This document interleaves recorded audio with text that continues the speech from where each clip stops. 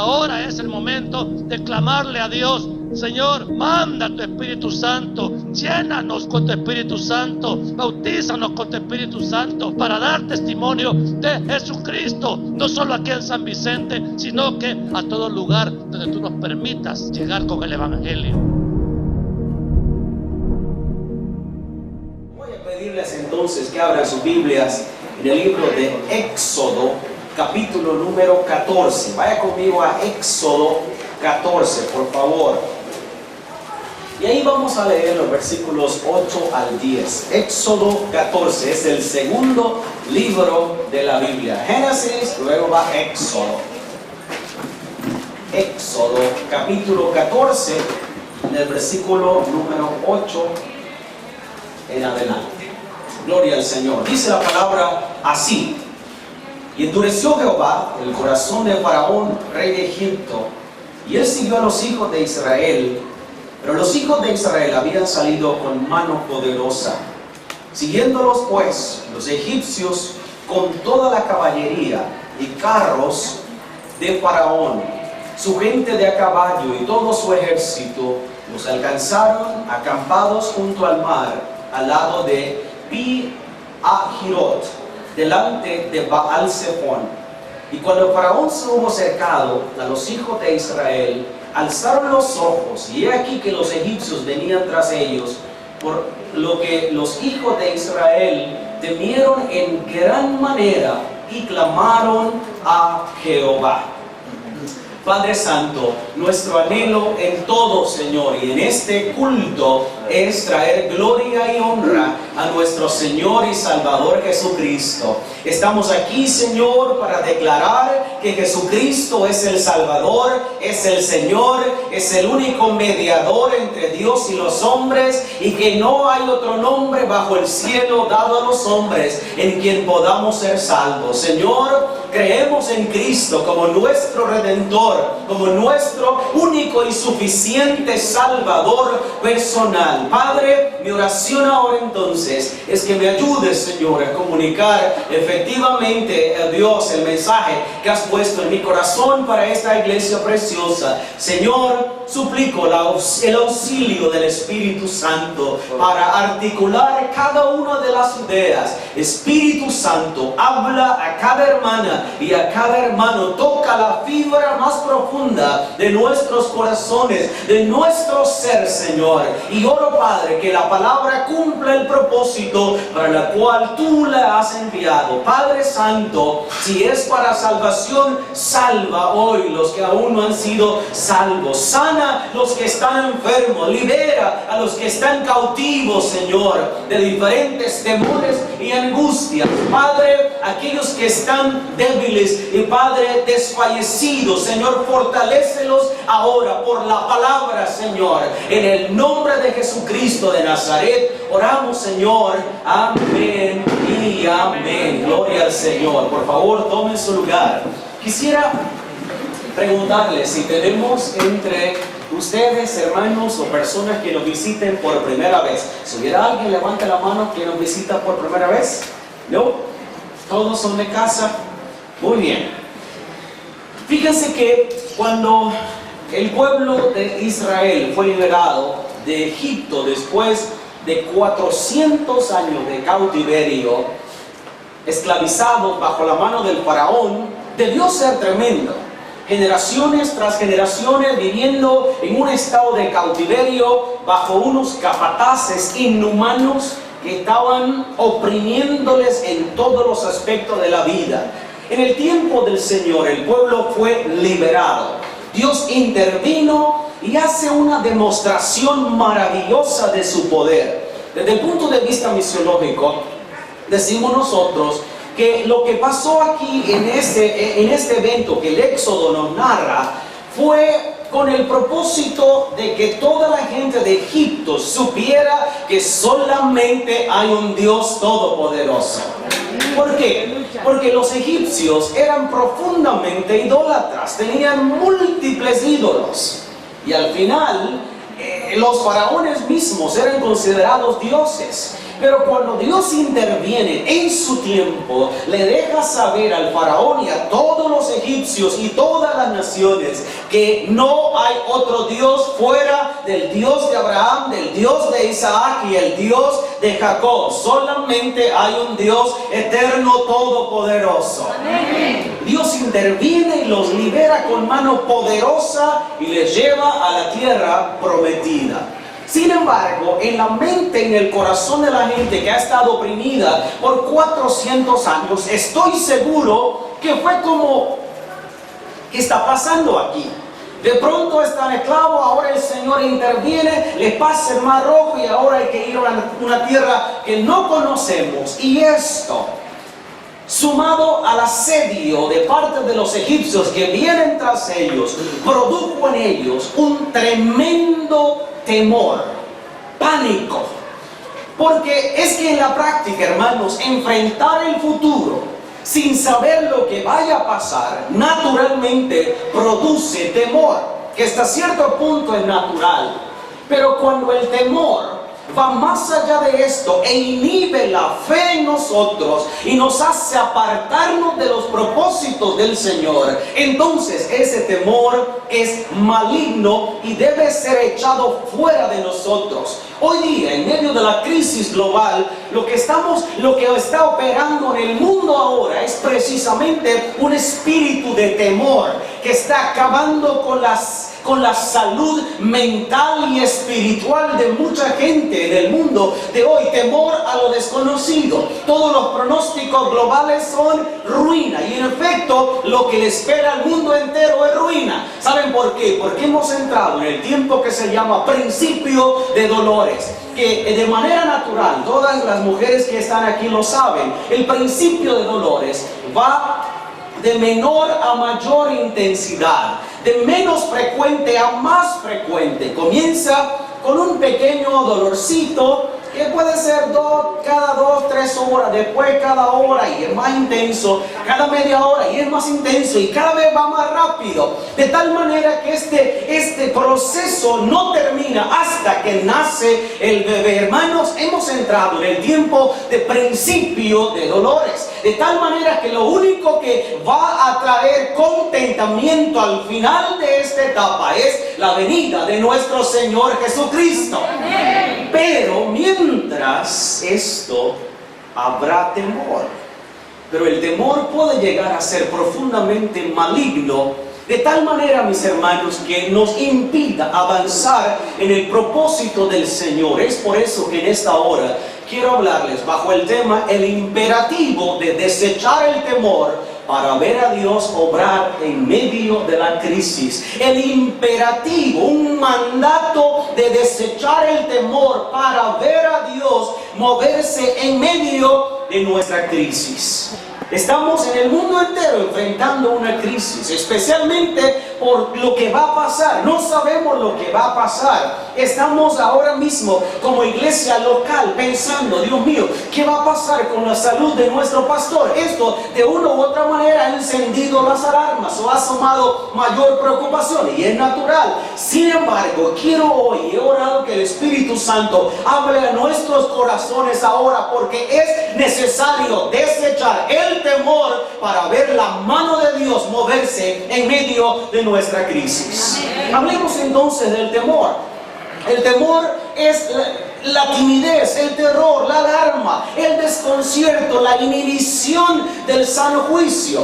Ahora, se sabe a través de la Biblia que hay por lo menos 3 tipos distintos de temor. El primero es el temor natural que todo ser humano tiene, que no es otra cosa más que una perturbación de la mente ante un peligro inminente. Hemos visto algo que se acerca. Es obvio que si comienza a haber una erupción y comienza la piedra a caer de allá arriba del volcán, naturalmente va a haber temor. Eso es algo absolutamente natural. Le pasó a los discípulos de Cristo. Se embarcan y poco tiempo después de haberse embarcado comienza una gran tempestad y tuvieron temor. Ese es un tipo de temor. Pero hay otro tipo de temor, y es el temor como resultado del pecado. Este temor es la fuente y la causa de la incredulidad. Este temor predispone a las personas, les inclina a toda clase de pensamiento pecaminoso y de rebelión contra Dios. Proverbio 29:25 dice que el hombre que peca pone lazo a sí mismo. Y fue lo que pasó aquí. El pecado de esta gente, la incredulidad de ellos, mis hermanos, produjo tremendo temor. Hay otro tipo de temor y es el temor espiritual. Ese temor es santo, es el respeto que inclina al hombre a vivir bajo la mano del Señor, bajo el dominio del Señor, y le inspira a hacer cosas que traen gloria al Señor.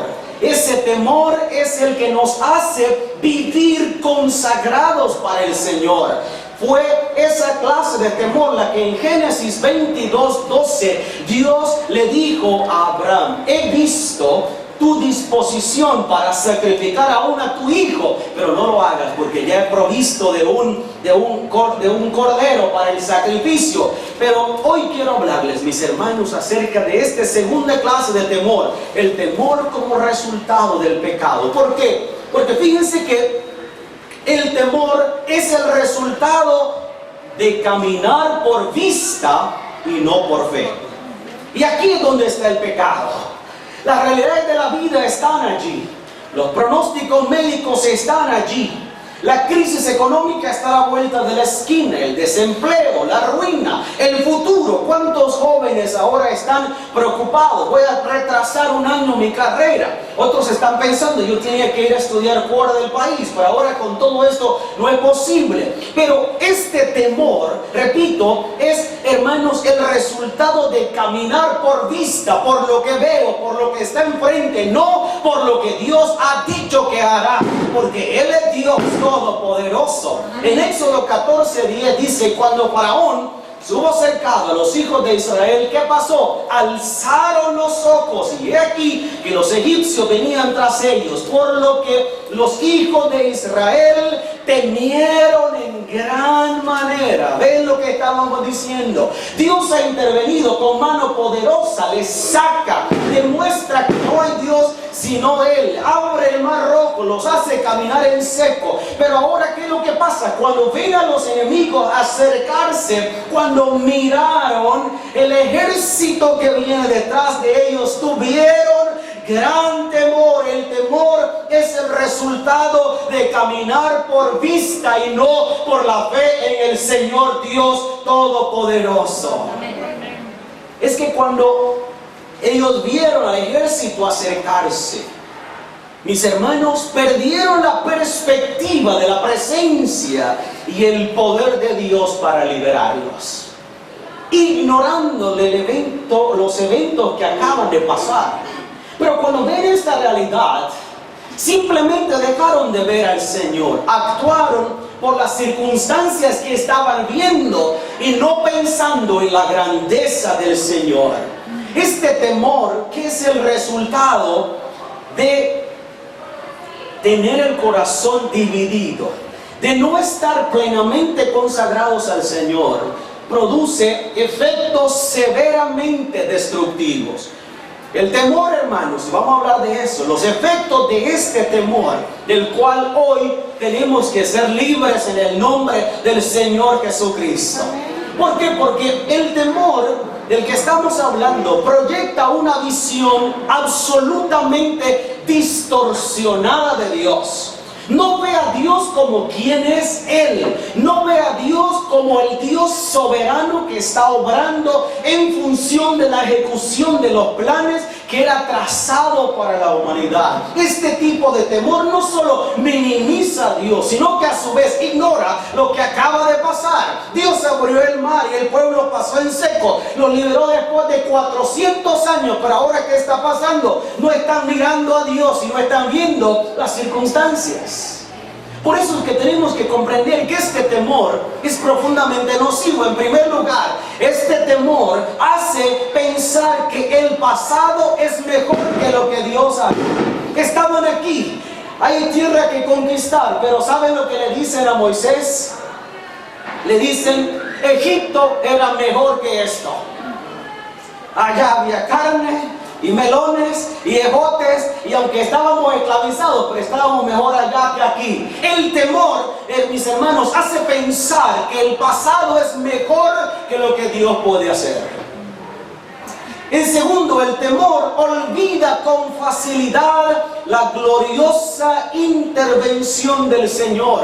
Dios intervino a fin de liberarlos de la esclavitud en base al pacto que ha hecho con Abraham. Pero ellos están ignorando esto. ¿Cuál es la causa? El temor. El temor fija la mirada únicamente en las circunstancias del momento. Están allí entre la espada y la pared, lo desconocido enfrente, atrás los opresores egipcios. Pero ¿sabe lo que ellos dijeron? Todos vamos a morir aquí, mejor regresemos, porque el temor nos hace ver únicamente las circunstancias de hoy, lo que está pasando ahora, la crisis, lo noticiero, esto, lo otro, solo esto. Sin embargo, encima de todo esto está la bendita mano de Jehová, nuestro Dios todopoderoso. Cuarto, el temor impide valorar la identidad de Dios y sus planes. ¿Sabe por qué? Porque se molestaron y le reclaman a Moisés. ¿Para qué nos sacaste de Egipto? Moisés solo era el siervo, el instrumento. Quien está detrás de la operación es el Dios todopoderoso, no es Moisés. El temor inhibe la fe, tanto que en buscar la guianza de Dios se dedicaron a quejarse contra Dios y atentar contra Moisés. ¿Para qué estamos aquí? ¿Qué valor tiene esto? Regresemos a Egipto, mejor estábamos allá que aquí. El temor manifiesta el negativismo. Dijeron ellos, mejor fuera servir a los egipcios que estar aquí en este desierto desconocido. El temor, mis hermanos, manifiesta el negativismo. Pero en otras palabras, lo que están diciendo es, preferimos mejor la esclavitud que los planes de Dios.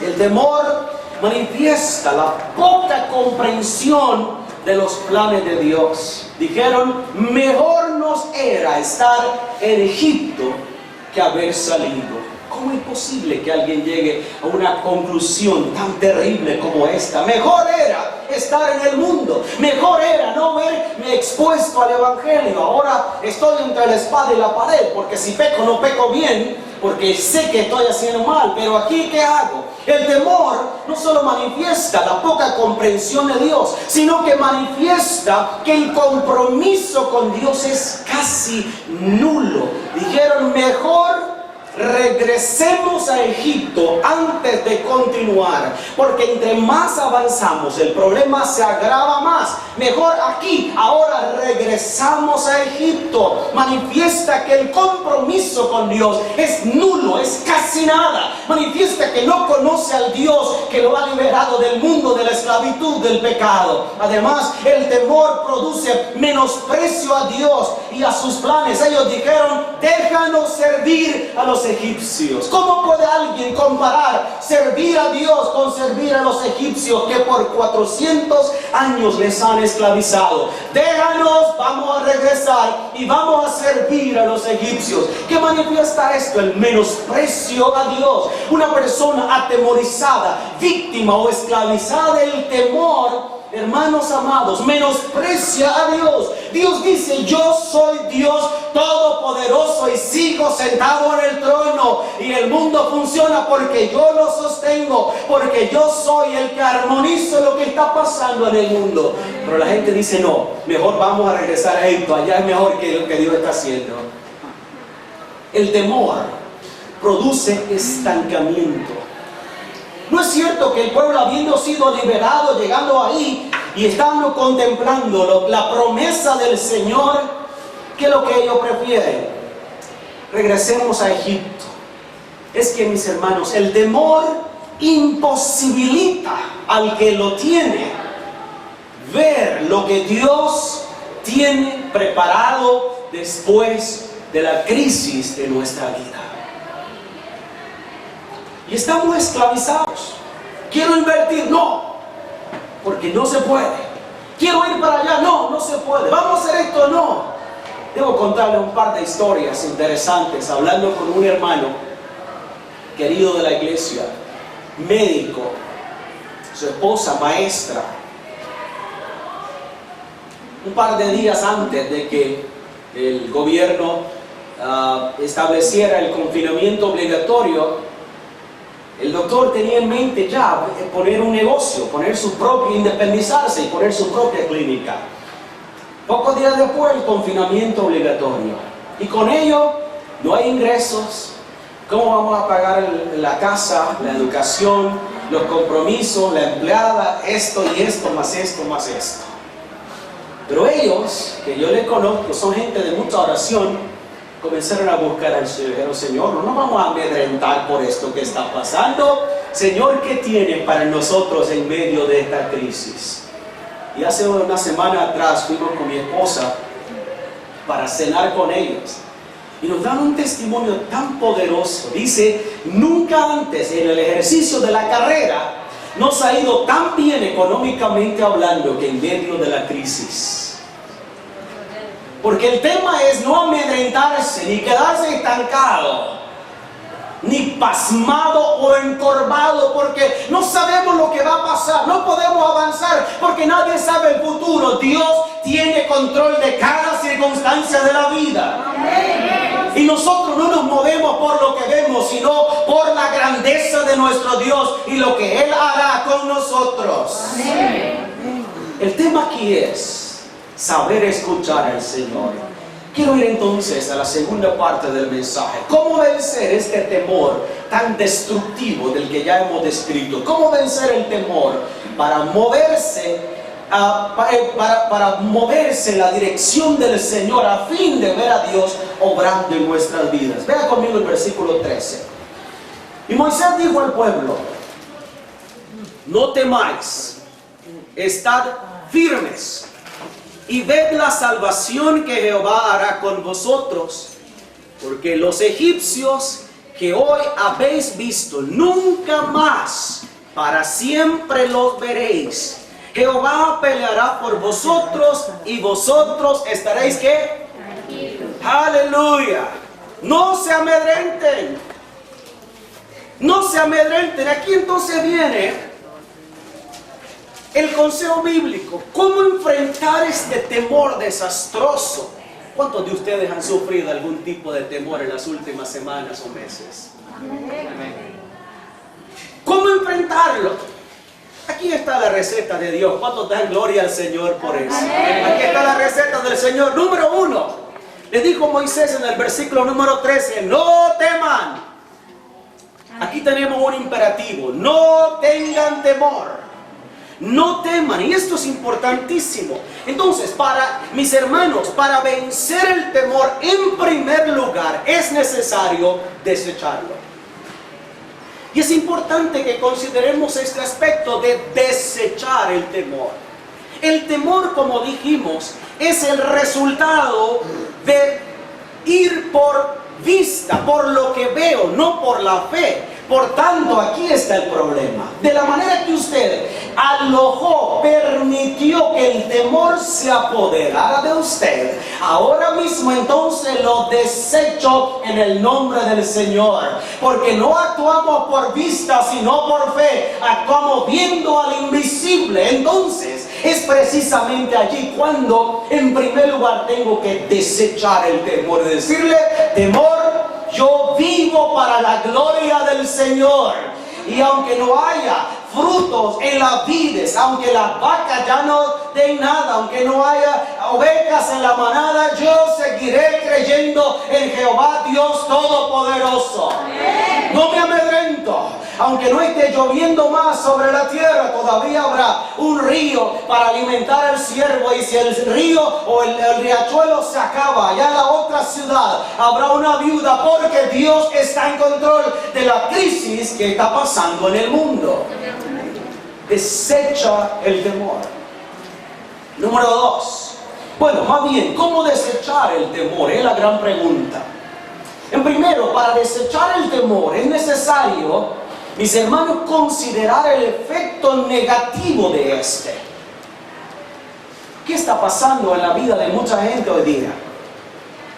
Algunos incluso están retrasando los planes de su propia vida.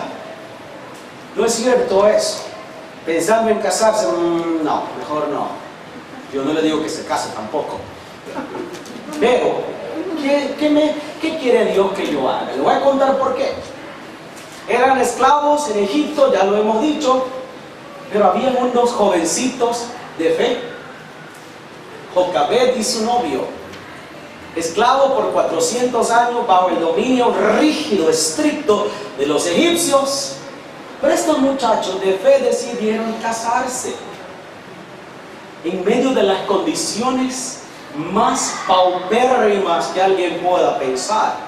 Se casan y eventualmente nace aquel niño a quien tiempo después llamarían Moisés, que llegó a ser el libertador del pueblo.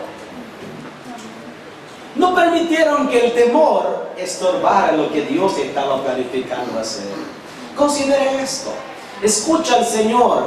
Entonces, es importante considerar el efecto negativo del temor, y es que caminar en temor, oiga esto, caminar en temor producirá el efecto que produjo en el pueblo hebreo. ¿Cuál es el efecto que produjo en el pueblo hebreo? Renunciar a la libertad para volver a la esclavitud. ¿No le parece interesante? Dios ha intervenido para liberar al pueblo, pero el pueblo dijo no podemos avanzar, no podemos conquistar, esto es incierto, no sabemos lo que va a pasar. Lo más rápido, la solución más viable ahora es regresar a ser esclavos. No queremos ser libres. ¿Cómo es posible esto? Esto es temor. Y es que hay una cosa interesante. Si queremos realmente avanzar, si queremos conquistar, si queremos vivir para la gloria del Señor, será necesario desechar el temor. Vaya conmigo rápidamente, por favor, a 2 de Timoteo 1:7. Vamos a 2 de Timoteo 1:7. Dice la palabra del Señor en 2 de Timoteo 1:7. Porque no nos ha dado Dios espíritu de cobardía, sino de poder, de amor y de dominio propio. Por tanto, no te avergüences de dar testimonio de nuestro Señor ni de mí, preso suyo, sino participa de las aflicciones por el Evangelio según el poder de Dios. Qué interesante es esto. No solamente para desechar el temor será necesario considerar, el temor te va a hacer esclavo y te va a mantener ahí encerrado, dando vueltas, como los pericos que están recién comprados, que están en las aulas, y vuelan para arriba, y para abajo, y para atrás, y para adelante, y hacen lo que sea, y no pueden salir porque están presos. El temor va a producir eso. Entonces, habiendo considerado este temor, habiendo considerado el efecto negativo, escucha entonces lo que dice el apóstol Pablo. Dice 3 cosas importantes. Número 1, Dios le ha dado espíritu de poder. ¿Para qué? Para enfrentar la crisis con fe y perseverancia. Tenemos la capacidad que el Espíritu ha impartido para enfrentar la crisis con perseverancia. Vamos a seguir avanzando. En segundo, Dios nos ha dado espíritu de amor. ¿Para qué? Para amar incluso a aquellos que pretenden destruirnos. Dios nos ha dado espíritu de dominio propio, el sano juicio, para no perder la cabeza aún en tiempo de la crisis. La crisis, como bien lo sabemos, una crisis manifiesta lo mejor y lo peor de un ser humano. ¿No es cierto, hermanos? Las consejerías han incrementado considerablemente las iglesias. Pastor, descubrí que mi esposo tiene un amante. Descubrí que mi esposo es tan ogro que yo no pensé que era así. Claro, se levanta a las 4 de la mañana y viene a las 8 de la noche a dormir. Pero ahora que estamos aquí, yo no aguanto. No sé si pasó en San Vicente, pero yo he salido de otros lados. Pastor, descubrí que estoy desconectado, que no conozco a mi hija o no conozco a mi hijo. Hijos que están diciendo, pastor, mi papá o mi mamá es la peor persona que yo una vez escuché. Porque ahora que estamos en casa, ahora que no podemos salir, ha sacado lo peor. Pero sabe una cosa, Dios no nos ha dado espíritu de temor, sino un espíritu de poder, de amor y de dominio propio, para no perder la cabeza. Es tiempo de volver a Dios y decirle, Dios mío, desecho el temor que está destruyendo mi vida. ¿Qué más hacer? ¿Cómo vencer el temor? No solamente desechándolo, también quedándose firmes y quietos. Y regresamos a Éxodo capítulo 14, versículo número 13. Dice la palabra del Señor en 14:13. Moisés dijo al pueblo, no temáis, estad firmes, estad quietos. Quédense aquí. Sé que están atemorizados, sé que es difícil, no han podido procesar todo esto, no tienen la fe suficiente que les sustente, pero ¿qué hacer? Quédense quietos. ¿Qué es esto? Esto es un acto de fe. Alguien dijo una cosa interesante: debes ser capaz de permanecer en la fe antes de caminar por fe. Debes ser capaz. Debes desarrollar la capacidad de permanecer en fe antes de caminar por fe. Entre la espada y la pared, el futuro incierto, enemigos que estaban por todos lados, los cananeos, y atrás los egipcios. ¿Pero qué hago? El consejo de Moisés: no teman, quédense quietos. ¿Cómo quedarme quieto en medio de la crisis? Es la gran pregunta. ¿Cómo puedo yo permanecer tranquilo? Mis hermanos, simplemente amparándonos en Dios, en sus planes y en sus promesas. Él es refugio seguro aquel que confía en Él. Él es Dios todopoderoso, tiene el poder. Nada se ha salido del control. Él sabe lo que está haciendo y cómo te está llevando en este proceso. En el contexto de la esclavitud del pueblo hebreo, Dios usa al profeta Isaías para hablarle al pueblo. Y en Isaías capítulo 40, en los versículos 28 al 31, Dios trae una palabra de consuelo al pueblo que está desesperado, que está con una situación crítica, que está cansado. ¿Y qué es lo que le promete el Señor? Vea conmigo rápidamente Isaías 40, 28. Isaías 40, 28. Vea la promesa del Señor, misma que tenemos que tomar hoy para nosotros. Isaías capítulo 40, versículo 28, dice la palabra del Señor: ¿no has sabido, no has oído que el Dios eterno es Jehová, el cual creó los confines de la tierra? No desfallece ni se fatiga con cansancio, y su entendimiento no hay quien lo alcance. Aquí está. Estar quieto, confiando en el Señor y esperando en lo que Él va a hacer. ¿Qué es lo que el Señor hará en ese tiempo de espera? Alguien llama, y lo ha visto en anuncios, el estado de embarazo de la mujer, la dulce espera. Quédate quieta, hermana. Quédate quieto esperando la dulce compañía del Señor. ¿Qué es lo que el Señor hará? Versículo 29. Él da esfuerzo al cansado y multiplica las fuerzas al que no tiene ninguna. Los muchachos se fatigan y se cansan, los jóvenes flaquean y caen, pero los que esperan en Jehová, ¿qué pasará? Tendrán nuevas fuerzas, levantarán alas como las águilas, correrán y no se cansarán, caminarán y no se fatigarán. Espera en el Señor. Él renovará las fuerzas. Él multiplicará las fuerzas al que no tiene ninguna. Él renovará nuestra fe, nuestras fuerzas. Él hará que volvamos a volar tan alto como las águilas. Quizá ahora usted está pensando: he caído tan bajo, estoy en tal crisis, estoy incluso dudando acerca de mi salvación, de mi fe, no sé qué va a pasar. ¿Sabe una cosa? Si usted espera en el Señor, Él dice que Él va a levantarle, Él va a fortalecer sus pies, y correrán y no se cansarán, y Él va a prepararle para avanzar y no desmayar. ¿Qué hacer? ¿Cómo vencer el temor? estar atento, esperando en el Señor sin temor para ver lo que el Señor hará. Versículo 13, que ya lo hemos leído de Éxodo 14, 13. Dice claramente la palabra del Señor: y ve de la salvación de Jehová. Es que sucede un problema. Cuando alguien está en crisis, cuando alguien está en temor, lo menos que ve es la mano de Dios. ¿Qué pasó con Dios? ¿Recuerden a Job? Job era un hombre santo, temeroso, que hacía sacrificio continuamente en favor de sus hijos. Decía, por si alguno de ellos pecó. Pero de un día para otro lo pierde absolutamente todo. ¿Dónde está Dios? Y a lo largo de todo el libro de Job, él le cuestiona: ¿qué pasó, Señor?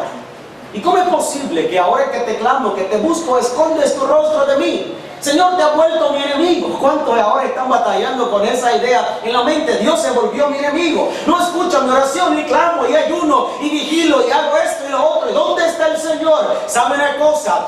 Porque cuando estamos enfrascados en la crisis, en el problema, no miramos más que la crisis. Pero el hecho de aún ver la crisis significa que Dios todavía no se ha apartado de nosotros, que nos sigue sosteniendo.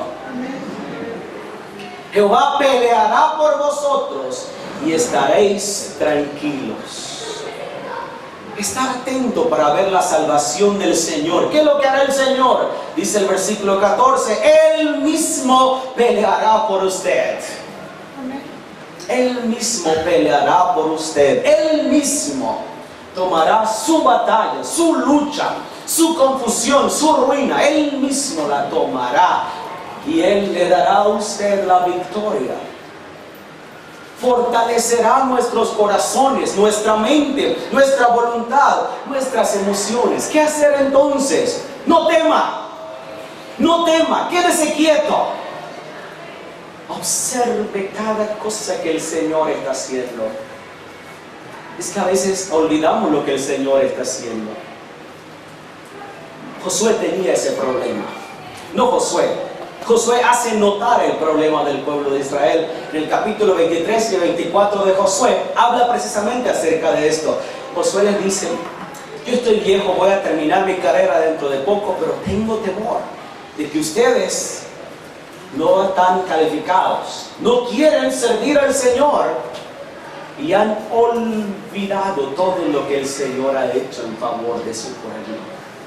En medio de la crisis nos inhibimos, o la crisis o el temor nos inhibe de tal manera que no miramos más que la crisis. Deténgase, mira al Señor. Dios está obrando, Dios está preparando cada cosa, porque Dios todavía está en el control. Debo terminar diciéndoles que no veremos la obra de Dios en la crisis hasta que sigamos los mandamientos de Josué, de Moisés en este versículo, versículos 13 y 14. No temas, esté firme y quieto, esté atento a la salvación, la liberación del Señor. Solo entonces podrá usted superar el temor.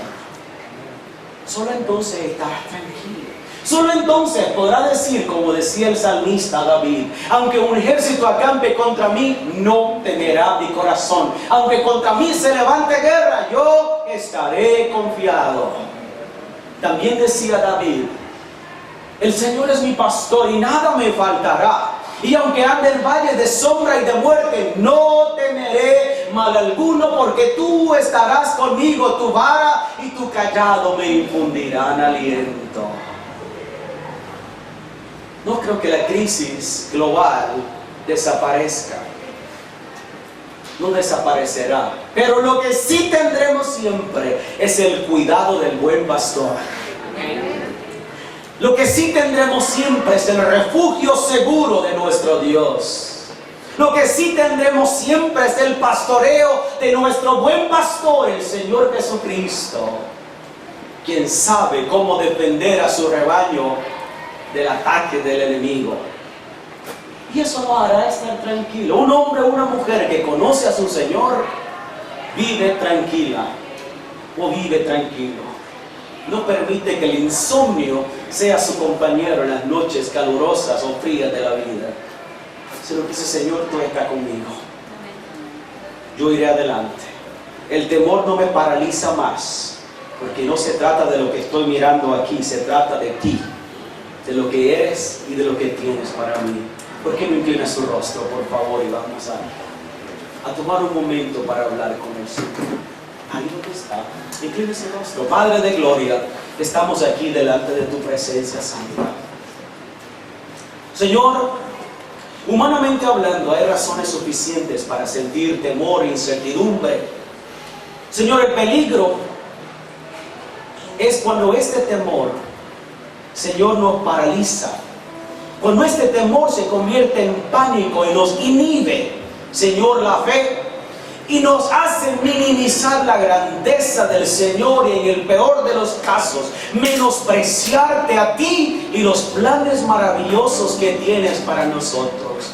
Hoy día, Señor, hay un espíritu de temor que opera en el mundo entero, Señor. Y aún la iglesia, Señor, ha dado cabida al temor, a la incertidumbre, ignorando, Señor, que tú eres Dios soberano y poderoso y que estás en control de toda tu creación. Dios, en el santo nombre de Jesús de Nazaret, oramos en esta hora, Señor, que toda clase de angustia, de temor, de tristeza, de ruina, Señor, que haya en el corazón de mi hermana y de mi hermano, Señor, sea quitado ahora en el nombre de Jesús de Nazaret.